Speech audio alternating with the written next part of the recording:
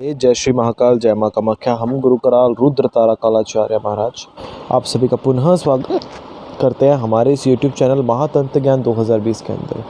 भगवती कामरूपिणी कामेश्वरी कामाख्या माता आप सभी का कल्याण करे, आप सभी के जीवन में पॉजिटिव वाइब्स लेकर के आए, आप सभी को हष्ट पुष्ट रखे, निरोग काया प्रदान करे और सभी के बच्चों को जो है हर प्रकार की सुख सुविधाओं से मुहैया करवा के रखे। आज हमें हिचकियाँ लगी हुई हैं बहुत ज़्यादा, लगता है बच्चे याद कर रहे हैं, तो सही से हमारा मतलब वीडियो नहीं बन पा रहा है।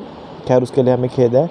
खैर हम गुरु कराल रुद्र तारा कालाचार्य महाराज आज एक बहुत बड़े मेन टॉपिक के बारे में आपको बताना चाहते हैं जो आपके असल जीवन से जुड़ा हुआ है।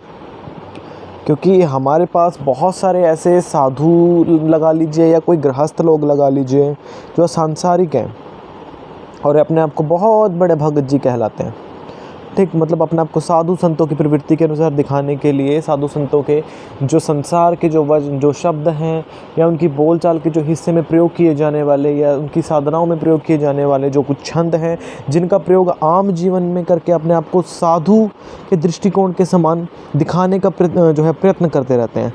आज बताते हैं उन्हीं शब्दों में से एक शब्द आदेश शब्द का। हमने देखा है बहुत सारे लोग जो कि अघोरा संप्रदाय से नहीं है, क्योंकि शैव मत के अंदर अघोरा संप्रदाय के अंदर सर्वप्रथम जो है श्री मच्छेंद्र गुरु मच्छेंद्र नाथ जी को जो है श्री गुरु गोरक्षनाथ जी ने जो है जिस समय वो बकरी बन गए थे तो उनको बाहर निकालने के लिए आदेश शब्दों का प्रयोग किया था। उन्होंने बोलता कि जाग मच्छेंद्र गोरक्ष आया, जाग मच्छेंद्र गोरक्ष आया, जाग मच्छेंद्र गोरक्ष आया, आदेश आदेश आदेश। तो ये तीन शब्द जो है गुरु गोरक्षनाथ ने श्री मच्छेंद्र नाथ जी को बोले। और श्री मच्छेंद्र नाथ जी जिस समय बकरा योनि में थे तो उन्होंने अपने जो है योनि को त्याग करके जो है जिस समय पुनः जो है अपने जो है शरीर को पंचतत्व के शरीर को धारण किया तो उनके मुख से जो है शब्द निकले वो थे अलख आदेश।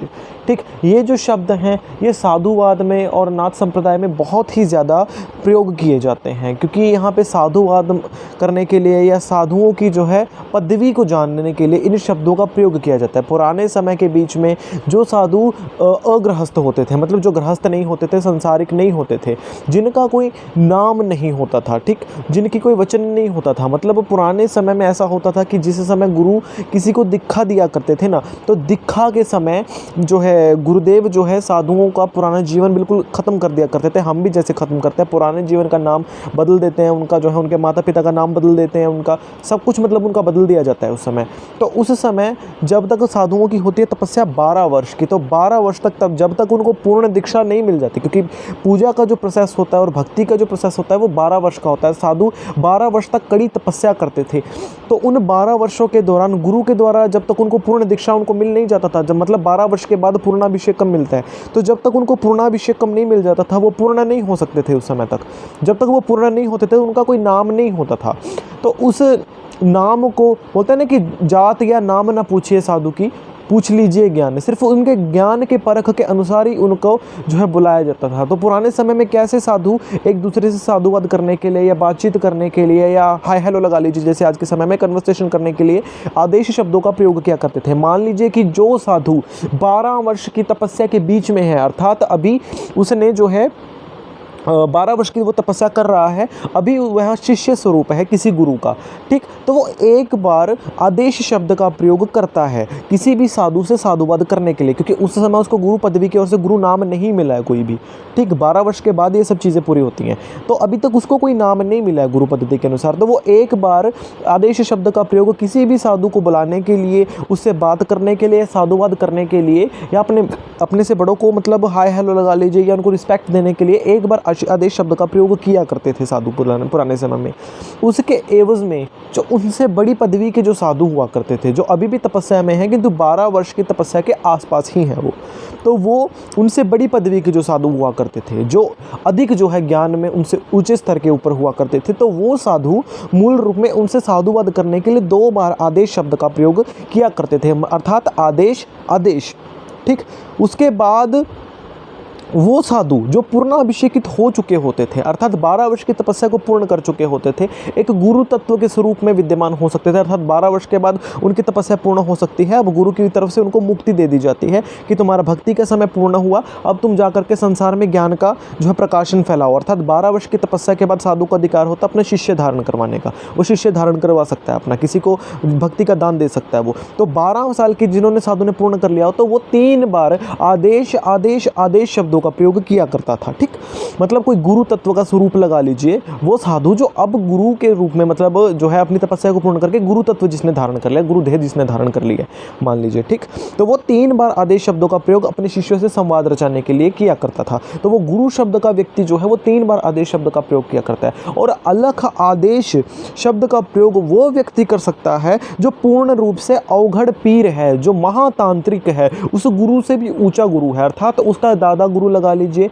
या वो व्यक्ति मान लीजिए अब हम हैं, ठीक है, हमारे इतने हज़ारों शिष्य हैं, अब हमने अपना सब कुछ पूर्ण कर लिया है इस समय, तो हम जो है अपने जो है फिर हम जो है अलग आदेश का हम प्रयोग कर सकते हैं, आदेश आदेश आदेश का हम प्रयोग कर सकते हैं। अगर हमसे बड़ा कोई साधु अगर हमें मिलेगा साधुवाद के लिए, तो हमको उनको आदेश आदेश आदेश शब्द का प्रयोग कर सकते हैं, ना कि फिर उनके एवज में हमें वो अलग आदेश का प्रयोग कर सकते हैं अगर हमसे कोई पदवी में बड़ा हो या हमसे ज्ञान में अगर कोई बड़ा हो। तो इसी प्रकार से ये जो पदवियाँ होती हैं या ये जो शब्द होते हैं पुराने समय में साधुओं के अंदर जो है अपने ज्ञान वितरण के लिए, अपनी पदवियों को जानने के लिए, अपने जो है ज्ञान को बताने के लिए जो है प्रयोग किए जाते थे, ना कि आज के समय में लोगों ने इसको पता नहीं क्या बना रखा है आदेश शब्दों को।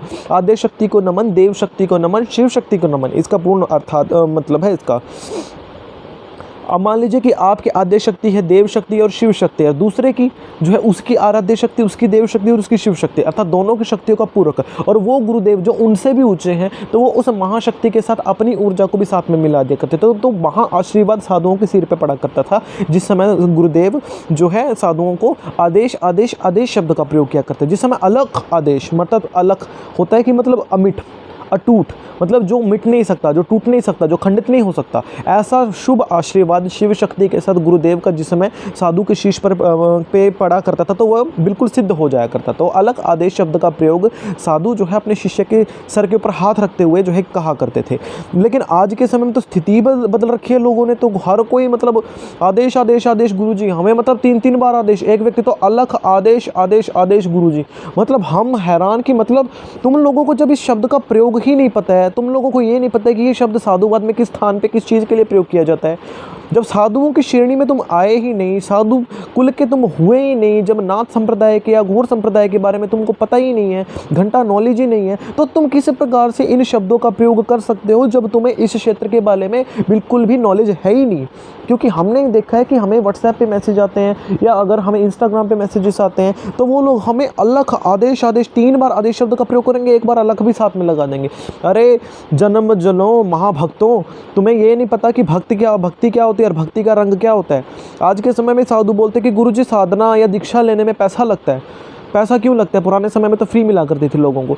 अरे पुराने समय में और आज के समय में फ़र्क है। लोगों के पास पुराने समय में क्या होता था, लोग सिर्फ खेती किया करते थे। खेती के वहाँ से जिस समय लोग उपजाया करते थे, फल सब्जी वहीं से मिल जाया करते, जो खाना बना करता था पूजा प्रसादी के लिए, जिस समय दीक्षा होती थी भगवती के लिए, वहीं से खेत से ला करके उसको जो है बना लिया जाता था। पुराने समय में घर में घी निकाला जाता था गाय के दूध के द्वारा, उसी घी की जोत लगाई जाया करती थी।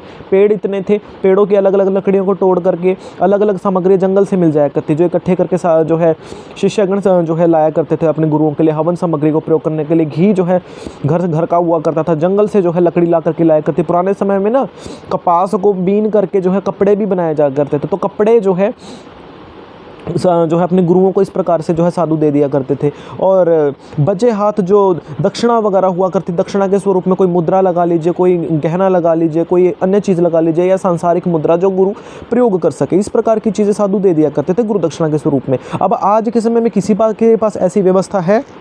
पूजा में मिलने वाले 2 रुपये के भी फूल जो है फ्री में मिलते हैं, या किसी के घर पे भी गाय भैंस बंधी हुई है? क्या ये सब चीज़ें लोगों के पास मिलती है? लोगों के पास तो पहले जानवर भी हुआ करते थे बलि के लिए, आजकल किसके पास घर में रेवड़ बंधा हुआ है बताओ? तो मतलब पूजा के 2 फूल भी लोगों को फ्री में नहीं मिलते हैं और लोग बात मारते हैं बड़ी बड़ी, मतलब चाहिए भक्ति का इनको सागर, और जो है अपने जो है भक्ति के सागर को प्राप्त करने के लिए 2 बूंद ये जो है दान के लगा नहीं सकते हैं, मतलब इनको पूरा का पूरा फल चाहिए, और मतलब इनको लगाना किसी को कुछ भी नहीं है।